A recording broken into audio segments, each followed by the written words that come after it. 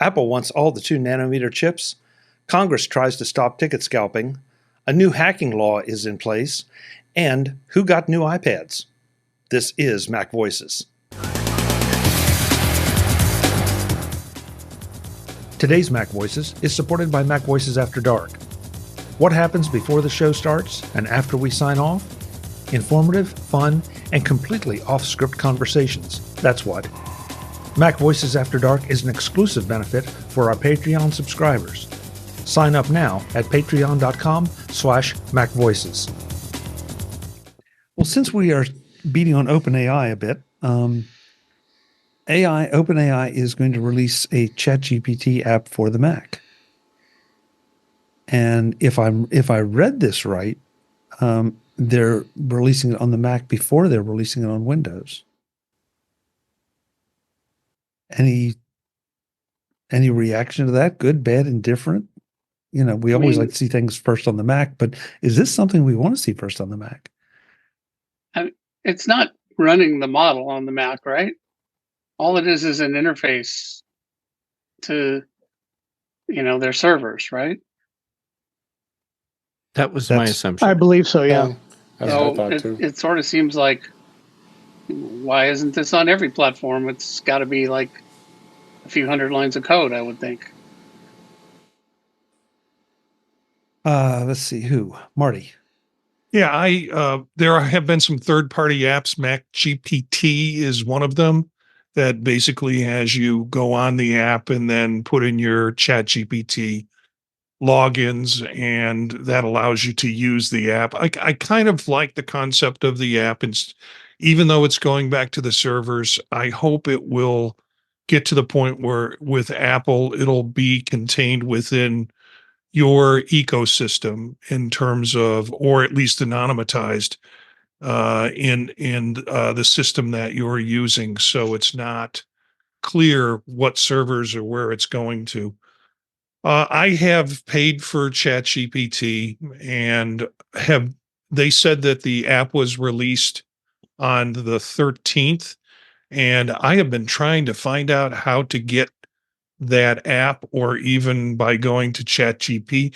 They talk about it, and you can go on ChatGPT's site and they'll tell you about it, but they don't tell you, if you're a paid user, how to get it. So I'm not sure it's out in the wild yet, but they say it's going to come to paid users first. Marty, I've used MacGPT. I think if memory serves, but I have not necessarily gone on and done a comparison, so correct me if I'm wrong. I think one of the advantages for that was that I could save my queries on MacGPT and maybe restart them, as opposed to being on OpenAI's GPT directly. I'm not sure that gave me the option to save things, but that may have been, again, that was early in my experimentation with all of it. OpenAI's ChatGPT allows you to save searches, and I have a long slew of, because as a paid member, I can do that, where I can go back and reinitiate searches that I've done before. And I do that quite often because I'm trying to do something different, but I like the structure of the search that I put together. So, got it. Brian? Yeah, I had a thought maybe, it was only a few days difference, or maybe a week, I guess, when Microsoft had their, their Copilot and ARM processor announcements, and integrating, just because of Microsoft's investment in OpenAI. I was thinking maybe it had to do something with that, where they're catering a little bit to the Apple audience, and then obviously they would, really also show on the Windows side what they were doing as well through the Copilot in brand. Yeah, it's something that I didn't try to necessarily find a single article, because Microsoft is just throwing out announcements and projects and new models. It's difficult to keep up with how many ways they say they're using this technology, or going to use this technology, or what it's being, built into. So I'm just sort of watchfully waiting for some of that to clear out, and for someone else to figure out which ones are rising to the top and are going to be important. But since you brought it up, allegedly the new Snapdragons are supposed to be as fast or faster than the MacBook Airs. We'll see. You know, it's easy to make those claims, but nobody's well, actually used them benchmark yet. versus real world use. Right. That when I see real world use, then Also, I'll, John Gruber is questioning whether these machines have fans or not. interesting question or thought. Yeah. Yeah, they're also, I think the Daily Tech News Show was talking about the battery life for these. They're claiming, you know, crazy great battery life like the MacBook Airs, and making the point that up to this point, you know, that's been one of the big things that people have really liked about it is the battery life. So I guess we'll see. I still come back to my favorite point though. No matter how fast these things are running, no matter how long the battery life is, they're still running Windows. Well, for some people, that's a feature. Absolutely. Which just goes to show you how misguided people can be. Sorry, couldn't help it. But it employs millions and millions of people. So, It does. Right, David? It does. Yeah. David says, cha-ching, cha-ching. Pitching. Okay, so we'll do another Apple piece. This too is very recent. Cletus says competition is good, Chuck. Yeah, it is. Oh, there's no question about that. And they both have borrowed from each other to varying degrees. But there's still just a few things that people seem to ignore. But that's a whole nother discussion. But apparently, Apple sent their COO to Taiwan to secure the supply of TSMC's 2-nanometer chips. 2 fracking nanometers. Holy forking shirt balls. Yeah. Suck on that, Intel. Yep. Couldn't they have done that over Zoom?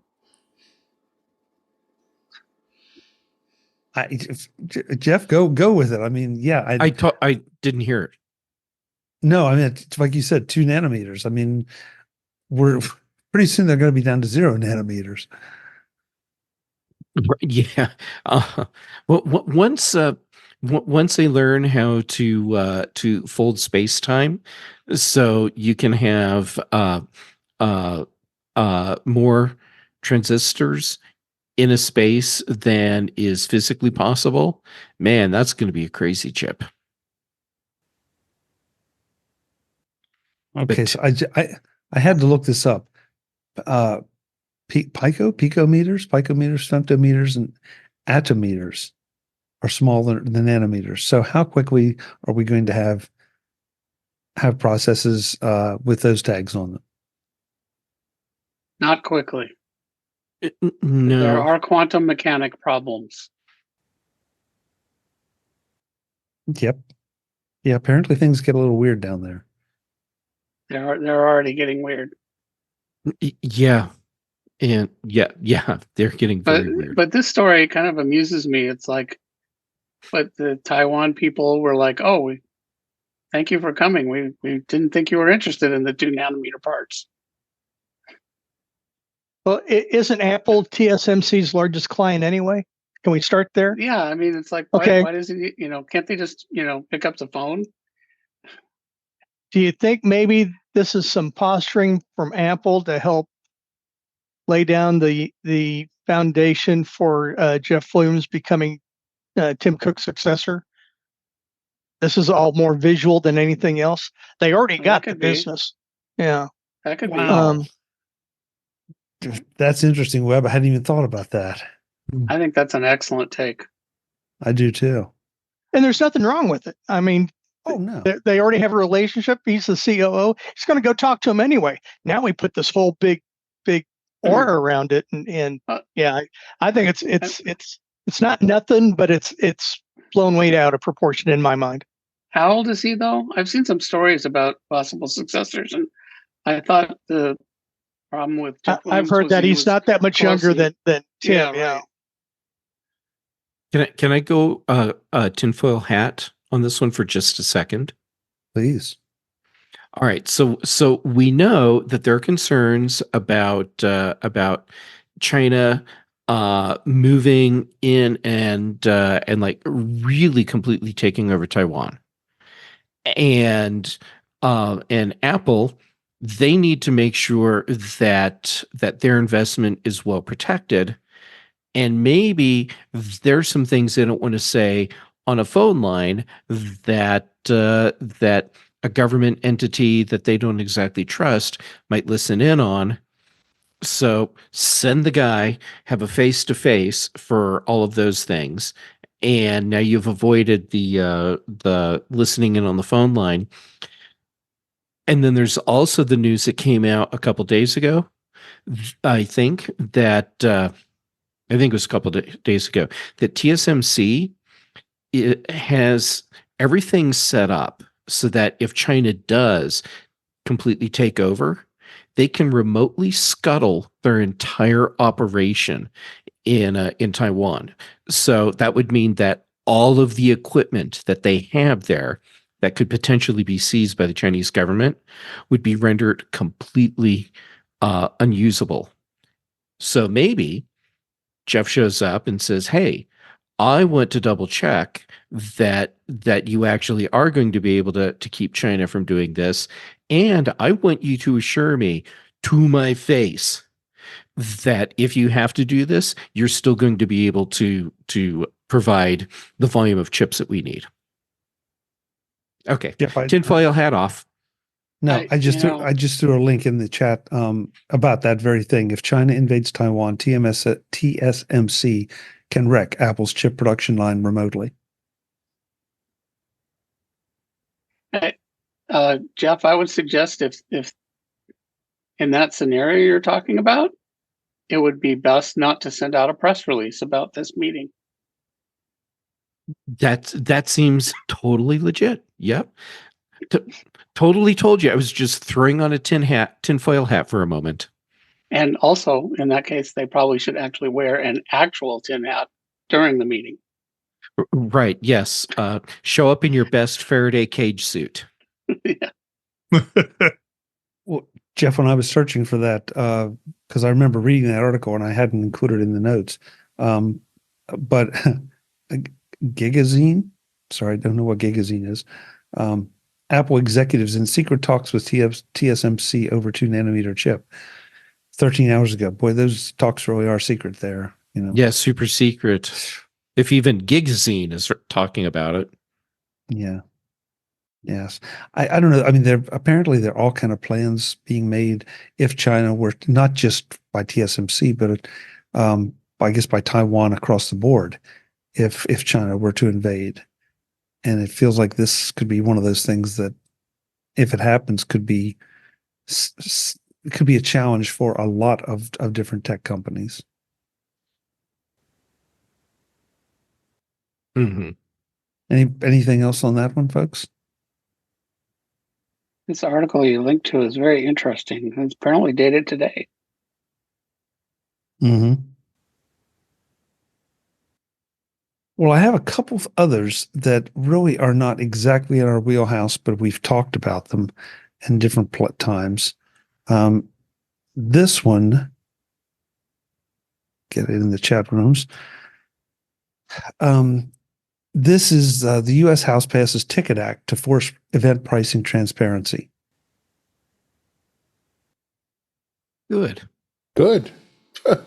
Yeah. What are the I think chances of this actually happening? I think wanted to call this the Taylor Swift Act because that's really what it affected when she was selling tickets and people were like getting on there, hoarding them and not knowing what the pricing is. And bots getting in and taking them and Yeah. reselling, selling on the secondary market. Well, And the House is the House is working on this bill. It's in the article, but then they allude to the Senate working on a couple of bills, and they're not bills that are necessarily in challenging each other. So I think there's a good chance that they'll get together and hammer out something that that fixes the system. It would seem like it's the perfect time in an election year, since this one, it probably resonated with so many people, as opposed to some of the things that the Congress seems to waste their time on. I don't know, but Webb, you brought up exactly why I wanted to make sure we touched on this. This is another bot situation. It's another place where automation is running wild, and how do you address it? How do you put limitations on things to prevent the bots from doing this when the bots are so much faster than humans? It's having this free market economy that we have, and it does kind of conflict with this. I will tell you that I got my 2024 Chiefs home or football schedule. I know what I'm paying for tickets, but I'm not getting them on the open market. It's benefits being a season ticket holder. I know what I'm paying.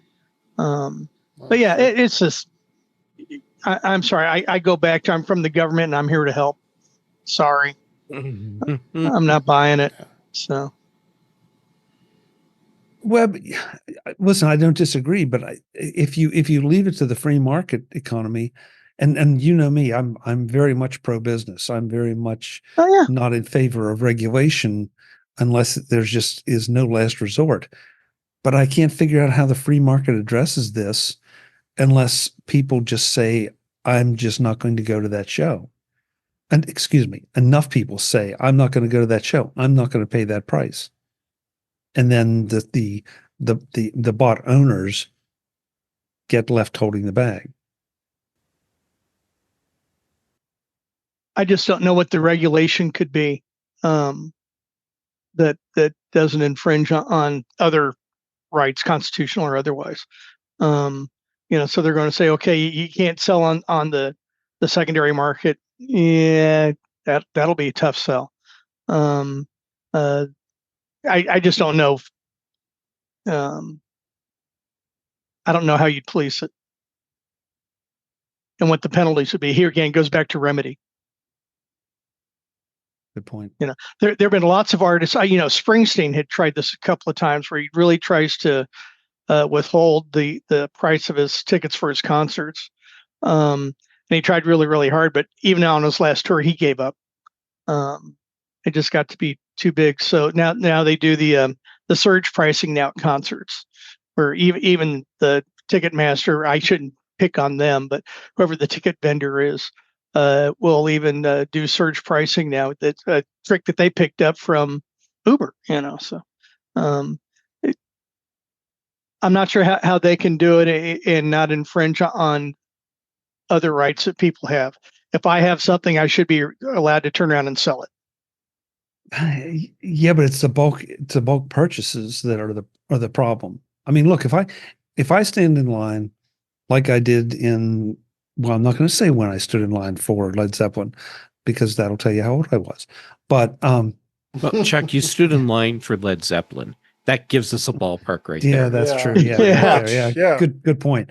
Okay, so if I got those tickets and I decided I would rather make the money than see Led Zeppelin, okay, then but if I'm there purchasing 3,000 tickets and with the intent of just making money off of them, that's where the problem comes. And so that's where I would hate to see us, get to the point of we can only buy 2 tickets at a time, but maybe that's what it takes. But then again, the bots are so darn fast that, maybe they can scoop up 2 at a time in sufficient quantities to make the money that the scalpers want. It's a lot of credit cards. Good point, Guy. And just you brought up something. The difference between, say, somebody who buys, say, 10 tickets versus 3,000 tickets. I can see a big difference there, and I can see how you could probably manage that a little bit more. So, but I'll go to a concert, and I'll invite a bunch of people, and I may be getting 20 tickets. Okay. Because it's in a skybox and I have to buy the minimum. So, Right. So anyway. So I don't know. Do you start pre-registering with venues that you're a legitimate buyer? I mean, what are we going to have to do? Show ID to buy tickets? Yeah. It's a I don't good know. Again, question, though.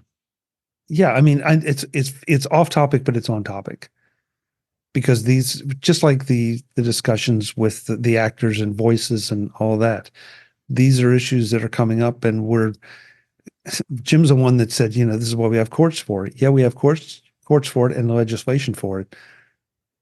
Are they up to the task right now? And Jim's just sitting there looking at me. I mean, was waiting- ultimately, that's the final arbiter, right? Whether they're up to the task or not. Yeah, I was waiting for some wisdom, Jim. What? Why are you looking at me then? It was such a great statement. I felt like maybe there was more. I was going to mine where that came from. Just a quick aside, we look at this in terms of Taylor Swift and all that. I think there's another nationwide event that's coming up, and I think the secondary market's just going to go crazy, and that's when the World Cup hits the United States.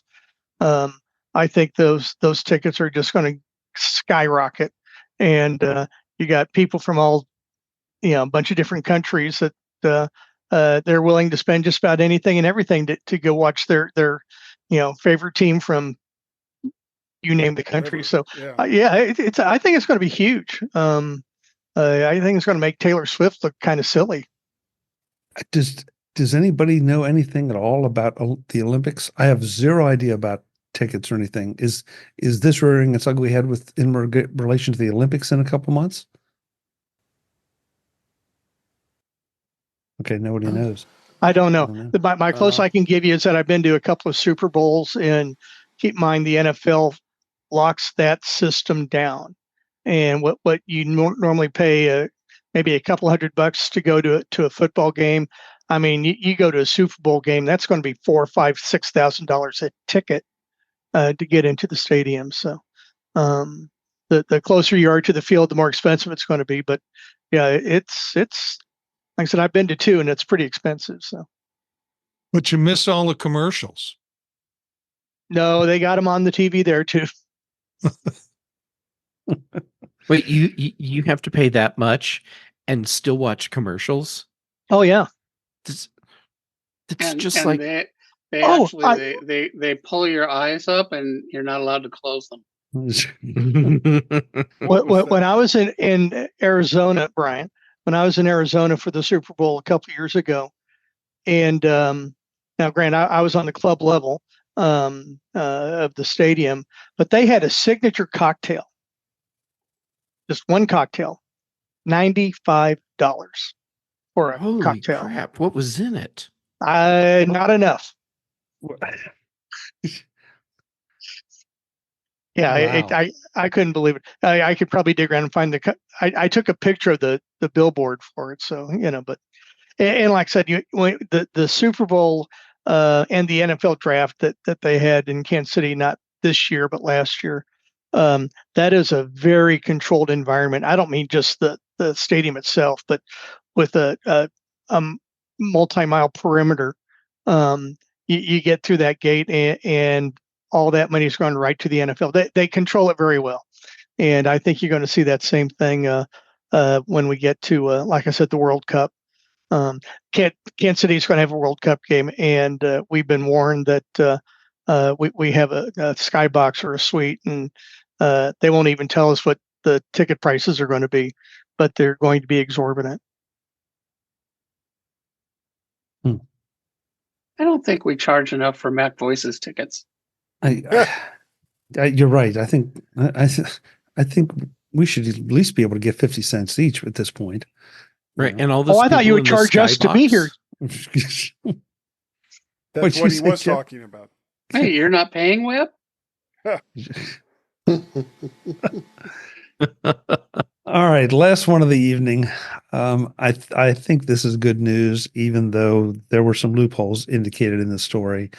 That there's a new SEC requirement that gives institutions 30 days to disclose security incidents. Now, if you read the article, eventually you get to the language that might let them challenge that or weasel around it a little bit, but at least it's a step in the right direction.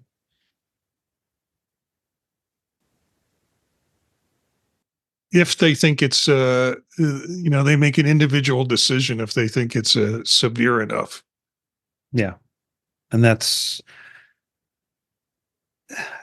going to be real interesting to see who tries to play that card, what CEO is going to get in front of a microphone and say, well, yeah, we lost 40, 50, 60, 70, 80, 90, 100,000 pieces of personally identifiable information, but we didn't think that was serious enough. There's a lot of companies that are compelled, regardless, to have to share this type of information. And even if they weren't, it's still in their best interest to do so, because the data breach, if it's covered up, but then later on discovered, becomes a bigger problem when it becomes a breach of trust. And when you look at let's say a company has a data breach and they end up paying several $1 million to a ransomware company, and so now that shows up on the books and publicly traded company, and that's not the sort of thing that you cover up and then have it come out as part of an annual report or something later on, and then people start putting the pieces together, and now you're backtracking. Oh, and by the way, in the meantime, data from this company has been discovered on the dark web. That is not the way you want to deal with a situation like this.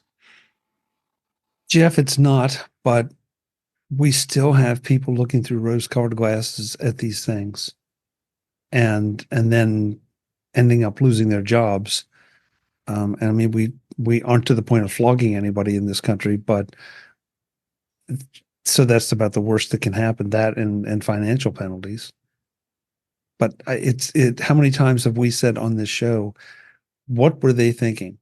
How did they think and I'm not talking about anything in particular, just stupid decisions that seem to be made because they didn't want to own up to an honest mistake, or maybe, a piece of a bit of negligence.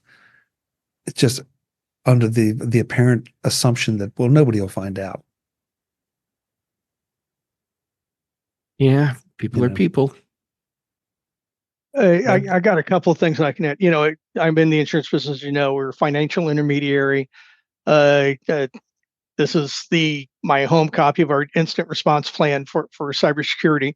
And there's all kinds of procedures and all kinds of notifications we have to do. And when we have to do them, the first thing we have to do is identify them. There's another response, another buzzword in the industry called DFIR, DFIR, Digital Forensics and Incident Response. These are companies that specialize. So when you hear about different entities that are going through like a city that's getting a cyber attack of some kind, it's generally a DFIR company that's coming in, that's acting as the intermediary to do all that negotiation and stuff. So to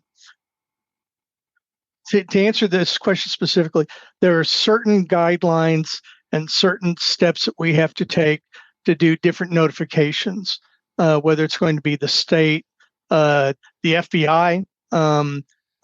There's a cybersecurity office here in Kansas City for the FBI that we happen to know the guy who's the commander of it. But so there are procedures. The SEC thing,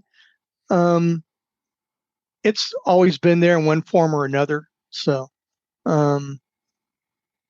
I haven't read this particular one yet, so I don't want to get too deep. And I know that it came up at one of my staff meetings 2 days ago, I guess. But anyway, we have procedures. We got a response plan on what we do. But the first thing we have to do is identify, did we actually get an attack or not? So, Brian, I'm going to give you the last word because you put something in the chat that I think kind of sums it up. Yeah, I was just thinking more about that loophole, and the loophole talking about whether that information that was compromised is could result used in a way to result in quote substantial harm or inconvenience, or is likely to. And that part, it bothers me a lot because what one considers inconvenient or harmful to one can be very different from another, and being that same piece of data. And if it's being treated the same as a lump sum of, for the was it the majority of the people's information? Is it harmful to them? There's all sorts of different situations for people that information that's somewhat readily available can be very dangerous in different people's hands. So I think to a certain extent it's also very narrow because it's dealing with SEC registered companies. Okay. There are other entities. I hate to pick on you, Brian, but Maricopa County Community Colleges had a serious security breach, and they wouldn't fall under the SEC guidelines. Right. So in that regard, it's a little bit narrow. A cybersecurity breach is a cybersecurity breach, and it doesn't matter whether it's a financial intermediary or a computer company or a municipal government or whatever. It's the question is that when do you have to give notification? And those rules are really kind of unorganized. I went to Maricopa County Community College at one point, and I got the nice letter from them. Yep, as did I. Yeah. What this kind of rang really true with me today, because all of a sudden today in Safari, I got a notice that I have a compromised password at a health provider. And yet I have not received any notification, nor have I seen any public disclosure that there was a breach of any kind from this health provider. Interesting. Yeah. So take it for what it's worth. I heard there were breaches from big health providers here too, and it went on deaf ears. I didn't hear much about it. Yeah. Yeah. So that's kind of annoying, to put it mildly. I mean, I don't think I have any deep, dark secrets in my health, but on the other hand, it's mine. That I should be the one making those decisions. They shouldn't. Exactly. Yep. So,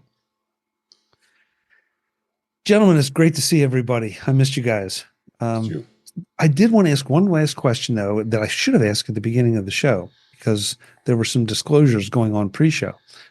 Eric Bolden couldn't be here, and I haven't seen him in the chat room, so I think he's hiding under the bed somewhere. And I'm hoping with the storms he's okay. I know he got a new iPad. How many other people here got new iPads? Ordered, not received. David, Marty, Webb. Okay. Any initial thoughts that are surprising, gentlemen, from any of you? I don't get mine to the middle of May, or middle of June, excuse me. So, Nano Glass? Webb? Yeah. Yeah. Okay. Dave, Marty? I'm finding it to be quite a jump from, I had the 11-inch M1 iPad Pro to the 13-inch, and I also have a 12.9. I have an older one, 2018. I did a comparison on my show, and with Marty was there as well. And I come to conclude that the OLED screen is amazing. I think it's got just a really sharper image that I've ever seen on an iPad than ever before. The Apple Pencil, I think, is phenomenal. I mean, just the squeeze to get the tools to come up is a really cool thing. it's you definitely can sense the speed. It's fast. Applications install really quickly, and it does perform really well. So far so good. I'm impressed. Marty? Yeah, I have the nano textured screen, 13-inch, and did a side-by-side comparison.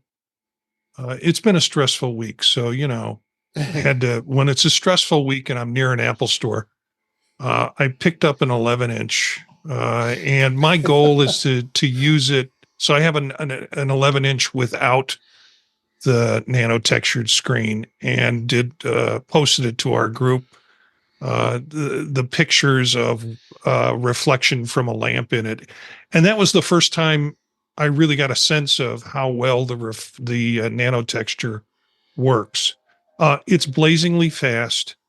I am enjoying it right now, using it. My goal is to take one or both to school and do my live teaching with it, and see if I can shift most of my work when I'm at school to using the iPad, and then the high-powered stuff I do at home with and maybe start to creep up on some of the audio editing on the iPad and other high-powered things with that.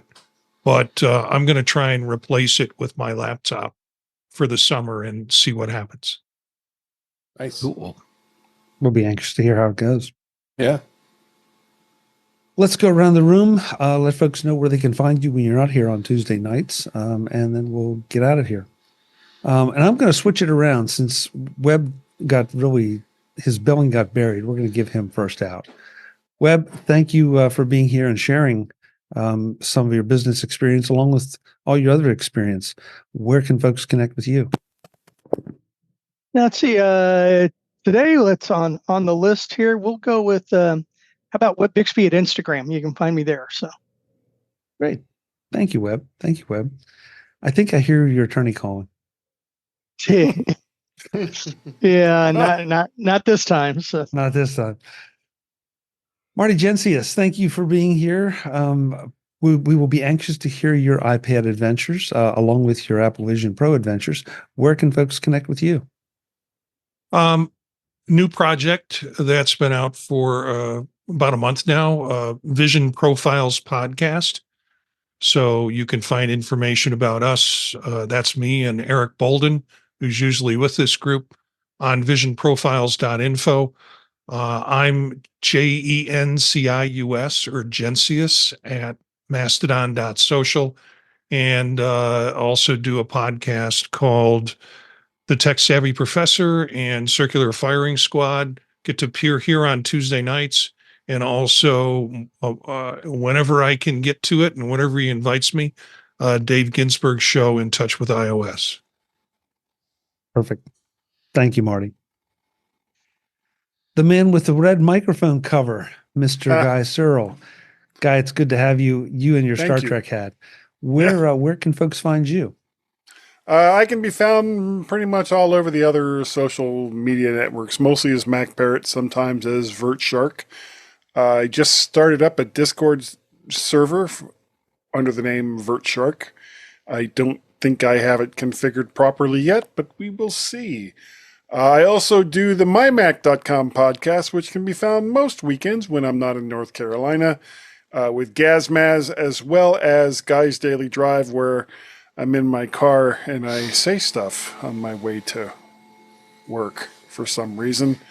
Other than that, guy at mymac.com is the email address. And I'm like all over the social media networks, and just find me there and tell me stuff. And I'll talk about it. Yeah. Okay. That's pretty basic. I like it. Yeah. I like it. Thanks, Guy. Thank you. Jeff Gamet. I was about to ask if your pencil casts a shadow, and then I thought, no, that's just going to go so wrong. So Shadow knows. Oh, Chuck. You know. Yeah, no, I don't want to know. Doesn't want to know. I'll draw you a picture. Yeah, that's what I'm afraid of. Yeah. Jeff Sundial Gamet is what we like to call him. It's 5 o'clock spring somewhere. forward and fall back. Oh, Jesus. Oh my gosh. Uh-huh. How am I let out in public? I don't get it. I don't know. I don't know. Where can folks connect with you, Jeff, as if they would want to? Okay, and that's fair. That's totally legit. Jay Gamet on the various social medias, Mastodon, Instagram, and Threads. That's where I'm most active right now.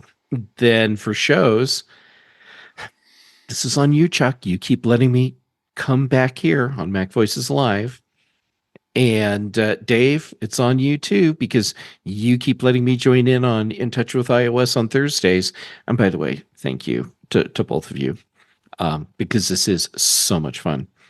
Then also on the British Tech Network, Thursdays on the Big Show, Fridays on the Mac Show. And Brian Chaffin and I do the Context Machine. Great. Thank you, Jeff. Good to see you. What are the chances of any last minute wisdom from Jim Ray? Oof. He's chuckling. I don't know. Maybe there's something coming. To find out, go to ProView Jim at techhub.social. Well played, Jim. Well played. Thanks for being here. Brian Flanigan-Arthurs, thank you for taking a break from your summer break to join us tonight. Where can folks connect with you? Appreciate it. Thank you so much for having me. Best place to reach me is on Mastodon. Brian8944 at mastodon.cloud. Great. Thank you, Brian. Appreciate it. Thank you. Last but absolutely not least, Mr. David Ginsburg. David, where can folks connect with you when you're not dodging storms in the Midwest? I was safe. Nothing happened here. You can find me at In Touch with iOS at intouchwithios.com, YouTube channel, youtube.com/intouchwithios. I am on the Mac Show on Fridays, usually, and here on Tuesdays in the MacVoices Live. And then on Mastodon, I'm at DaveG65 at mastodon.cloud. Thank you. Thank you, David. As we said before, Eric Bolden and Ben Rathig were both in the chat room for a little while. They've both kind of bounced in and out. I hope they're both safe because apparently the weather is very nasty where they are. So, Guys, hope to see you back next week. With that, I'm Chuck Joyner. This is MacVoices Live every Tuesday, 8 p.m. Eastern, 5 p.m. Pacific, whatever time that is, wherever you are, at youtube.com/MacVoicesTV. Tell your favorite voice assistant right now to remind you next week and join us. Until then, and as always, thanks for watching. Visit MacVoices.com for show notes and to connect with Chuck on social media. Get involved in our Facebook group or like our Facebook page, and get more out of your Apple tech with MacVoices Magazine, free on Flipboard and on the web. And if you find value in it all, consider supporting us through either our Patreon campaign at patreon.com/MacVoices or by making a one-time donation via the PayPal link on our front page and in the show notes of each episode. You will join these fine people who help bring you MacVoices.